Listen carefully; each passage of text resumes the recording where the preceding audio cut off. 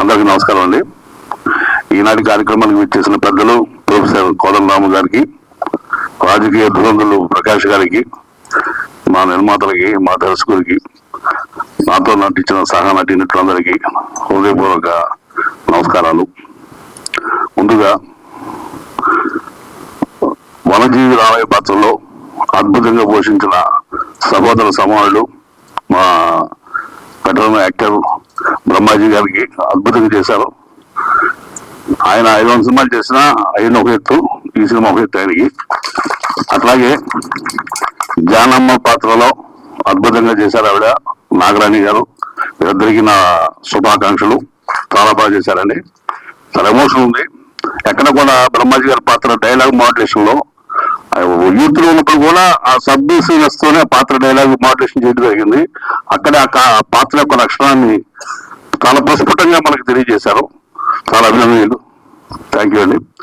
ఇకపోతే వనజీవి రామయ్య గారు వన్యజీవి కోటి మొక్కలు నాటి పర్యావరణ పరిరక్షణకి సంకల్పించిన ఆయనకు 100 కోటి వందనాలు.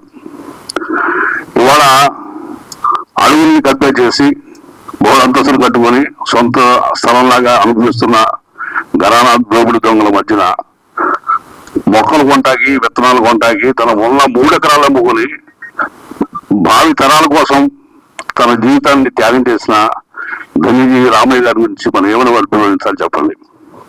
అలాగే ఈ చిత్రంలో డైలాగ్ ఉంది, రాముడి వెంట తండ్రి మాట కోసం రాముడు అడుగుకి వెళ్తే ఆయన అనుసరించింది సీతమ్మ. ఇక్కడ భర్త ఆశయం కోసం ఆ రామయ్యని అనుసరించింది జానకమ్మ అయింది. చాలా చాలా బాగుంది కాంబినేషన్. పేర్లు కూడా చూస్తారా అంత చక్కగా కలిసినాయో. అట్లాగే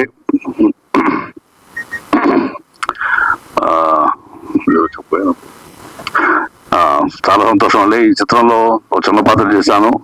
వేణు గారు చేయమంటే రామయ్య గారి పాత్ర, రామయ్య గారి సినిమా అంటే సామాజిక స్పృహతోటి ఈ సినిమాలో నటిస్తానని చెప్పి వచ్చాను, చేశాను. చాలా సంతోషం. వేణు గారు చిన్న పాత్ర అయినా మంచి పాత్ర ఇచ్చారు, చాలా బాగా చూపించారు కూడా, సంతోషం. అలాగే ముఖ్యమైన విషయం చెప్పాలన్నా మర్చిపోయాను, చాలా చెప్తాను. Thank you very much. Thank you sir. Thank you so much. Thank you sir Naga Mahesh గారు. నిజంగా మీరు మంచి హృదయం. నేను అడగగానే చేశారంటే చిన్న మిస్టేక్ నాకు జరిగింది, మర్చిపోయాను. సరే మీరు మాట్లాడి చెప్పారు కాబట్టి, మీరు ఉన్నారు కాబట్టి లాస్ట్ వరకు మీరు ఉండాలి. Request. Thank you. And next మా ప్రొడ్యూసర్ నడిగొండ నరేష్ గారిని మాట్లాడవలసిందిగా రిక్వెస్ట్ చేస్తున్నాము. Good evening everyone. వేదిక మీదున్న పెద్దలకి, వేదిక ముందున్న ప్రింట్ అండ్ ఎలక్ట్రానిక్ మీడియా అందరికీ, అదేవిధంగా ఇక్కడికి విచ్చేసిన, ఈ కార్యక్రమానికి విచ్చేసిన రామయ్య గారి ఆత్మీయ అతిథులందరికీ కూడా నా హృదయపూర్వక నమస్కారములు. Thank you so much. మీ అందరూ ఇక్కడికి విచ్చేసి ఈ కార్యక్రమాన్ని ఇంత పెద్ద ఎత్తున సక్సెస్ చేసినందుకు.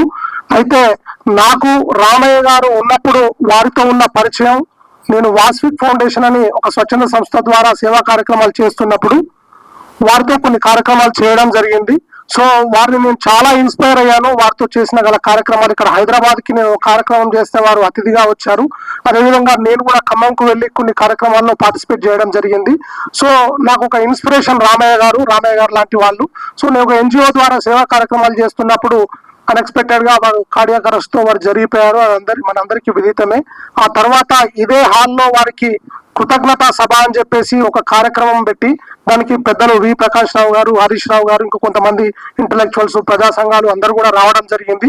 ఆ వేదిక మీద నుంచి రామయ్య గారి ఆశయాలను కొనసాగిస్తానని తెలంగాణ పాత 10 జిల్లాల్లో జిల్లాకు 10,000 మొక్కల్లాగా 1,00,000 మొక్కలు వారి సంవత్సరికం లోపు నేను మొక్కల రూపంలో పాత 10 జిల్లాలు తెలంగాణ అంతా తిరిగి పిల్లలతో స్కూళ్ళల్లో లేకపోతే కాలేజీలలో దేవాలయాల దగ్గర నాటిస్తానని చెప్పి ఆ కార్యక్రమం తీసుకొని దాన్ని ప్రస్తుత కేబినెట్ మినిస్టర్ అడ్లూరి లక్ష్మణ్ గారి చేతుల మీద ఆ కార్యక్రమాన్ని స్టార్ట్ చేసి దాన్ని తీసుకెళ్తున్న తరుణంలో కొంతమంది పెద్దవాళ్ళు వారికి ఒక బుక్ ఉండాలని చెప్పి ఆ పుస్తకాన్ని గనక ప్రస్తుత తెలంగాణ గవర్నమెంట్ స్కూళ్ళల్లో అదేవిధంగా లైబ్రరీస్ లలో ఇస్తే బాగుంటది, పిల్లలు ఇన్స్పిరేషన్ గా తీసుకుంటారు.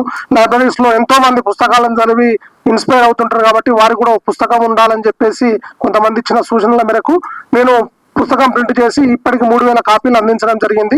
అదే విధంగా ఒక కార్యక్రమం ఎలిమినార్ లో చేస్తున్నప్పుడు డైరెక్టర్ వేముగంటి గారు నాకు పరిచయం అయ్యారు. ఇట్లా ఒక సినిమా చేస్తున్నామండి, మీరు రామయ్య గారి లెగసీని మీరు కంటిన్యూ చేస్తానని ప్రతిజ్ఞ తీసుకున్న విషయం నేను కొంత ద్వారా తెలుసుకున్నాను. ఆ సినిమాకు మీరు సహకరించాలని చెప్పి వారు వచ్చి మొత్తం సినిమా అంతా కూడా ఓ రోజు మేమిద్దరం కూర్చొని మాట్లాడుకొని దానిలో నేను అదే రోజు వారికి చెప్పడం జరిగింది. నిజంగా కూడా ఒక సినిమా తీస్తే చాలా మందిని మనం ఇన్స్పైర్ చేయొచ్చు, చాలా మందికి ఈ విషయాన్ని మనం చెప్పొచ్చు. ఇండివిజువల్ గా మనం ఒక స్కూల్ కో ఒక కాలేజ్ కో పోతే అక్కడ వందల సంఖ్యలోనే మనం ఇన్స్పిరేషన్ ఇవ్వచ్చు. ఒక మూవీ ద్వారా లక్షల మందిలోకి మనం వెళ్ళొచ్చు, దేశవ్యాప్తంగా వెళ్ళొచ్చు అనే ఒక ఆలోచనతోనే వెంబడే వారు ఇచ్చిన ప్రపోజల్ కి నేను ఓకే అని ముందుకు రావడం జరిగింది.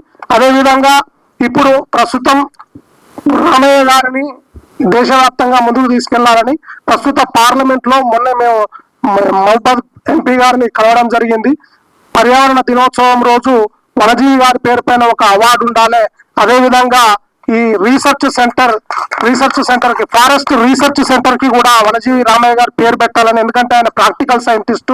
ఒక సైంటిస్ట్ కి ఎంత నాలెడ్జ్ ఉంటుందో మొక్కల పట్ల ఈక్వల్ నాలెడ్జ్ రామయ్య గారికి ఉంటుంది. ఎందుకంటే సుమారు 50-60 సంవత్సరాలు మొక్కలతో వారి సావాసం కాబట్టి ఏదైనా కేంద్ర ప్రభుత్వం ఒక రీసెర్చ్ సెంటర్ కి వారి పేరు పెట్టాలి. పర్యావరణ దినోత్సవం రోజు వనజీవి అవార్డు ఇవ్వాలని పెద్దలు మహబూబాద్ పార్లమెంట్ సభ్యులు బలరాం నాయక్ గారికి రిప్రజెంటేషన్ ఇవ్వడం జరిగింది. వారు కూడా 0 hours లో మాట్లాడతారని చెప్పేసి మాట ఇచ్చారు. అదే విధంగా మండలిలో మాట్లాడాలి, మండలిలో కూడా ఈ విషయాన్ని లేవనెత్తాలి. తెలంగాణలో ఉన్న పల్లె ప్రకృతి వనాలకు పద్మశ్రీ వనజీవి రామయ్య గారు పేరు పెట్టాలనే ఒక ప్రతిపాదనను కూడా మొన్ననే తీన్మార్ మల్లన్న గారిని కలిసి ఒక రిప్రజెంటేషన్ ఇవ్వడం జరిగింది మండలిలో దీని గురించి మాట్లాడమని.